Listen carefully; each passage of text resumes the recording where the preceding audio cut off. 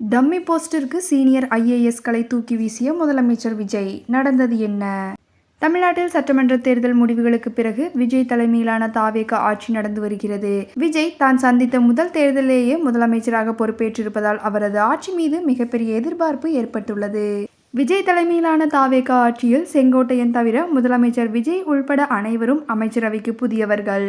தாவேகாவின் எம்எல்ஏக்களில் செங்கோட்டையன், வி.எஸ். பாபு, ஆனந்த் தவிர அனைவருக்கும் இதுதான் எம்எல்ஏவாவது முதன்முறையாகும். திமுகவின் கடந்த ஆட்சியிலே அமைச்சர்களை காட்டிலும் அதிகாரிகளே பல துறைகளில் முக்கிய முடிவுகளை எடுப்பதாகவும் அதற்கு அமைச்சர்களையும் சம்மதிக்க வைப்பதாகவும் குற்றச்சாட்டு இருந்தது. இந்த சூழலில் ஆட்சிக்கு புதிதாக வந்துள்ள தாவேகா அரசியலும் சில அதிகாரிகள் அதே போக்கை கையாள்வதாக குற்றச்சாட்டு எழுந்துள்ளது. முதலமைச்சராக பொறுப்பேற்ற முதல் நாளே ஒரே பவர் சென்டர் தான் மட்டுமே என்பதை மிகவும் திட்டவட்டமாக விஜய் அறிவித்திருந்தார். ஆனாலும் சில அதிகாரிகள் அமைச்சர்களின் உத்தரவுகளுக்கே கட்டுப்பட மறுத்துள்ளனர்.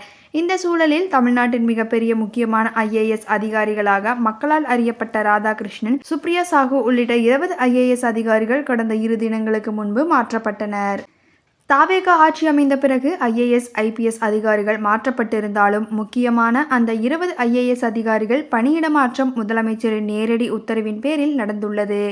முக்கியமான மூத்த ஐஏஎஸ் அதிகாரிகளான சுப்ரியா சாஹூ, உமாநாத், ராதாகிருஷ்ணன், கர பாண்டியன், பூஜா குல்கர்னி ஆகியோர் அதிகாரமற்ற சாதாரண பொறுப்புகளுக்கு மாற்றப்பட்டுள்ளனர்.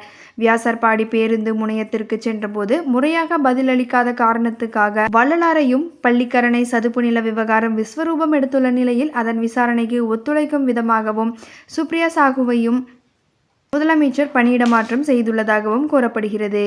மேலும் பணியிட மாற்றப்பட்ட மூத்த ஐஏஎஸ் அதிகாரிகள் பலரும் அமைச்சர்கள் பலரது உத்தரவுக்கும் கட்டுப்பட மறுத்து தன்னிச்சையாக செயல்பட்டதும் ஒரு காரணம் என்று தகவல்கள் வெளியாகியுள்ளன.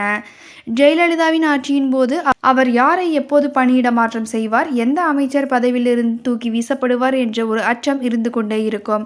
தற்போது ஜெயலலிதா பாணியிலே முதலமைச்சர் விஜயின் நடவடிக்கைகளும் அமைந்திருப்பதாக கூறப்படுகிறது. சீனியர் மற்றும் தவிர்க்க முடியாத ஐஏஎஸ் அதிகாரிகள் என்று கருதப்படுபவர்களே டம்மி பொறுப்புக்கு அனுப்பப்பட்டிருப்பதால் தாங்கள் ஏதேனும் தவறு செய்தாலும் இதேபோல பணியிட மாற்றம், பணியிடை நீக்கம் போன்றவற்றை எதிர்கொள்ள நேரிடும் என்ற அச்சம் மற்ற அதிகாரிகளுக்கு உருவாகியுள்ளது என்பதும் குறிப்பிடத்தக்கது.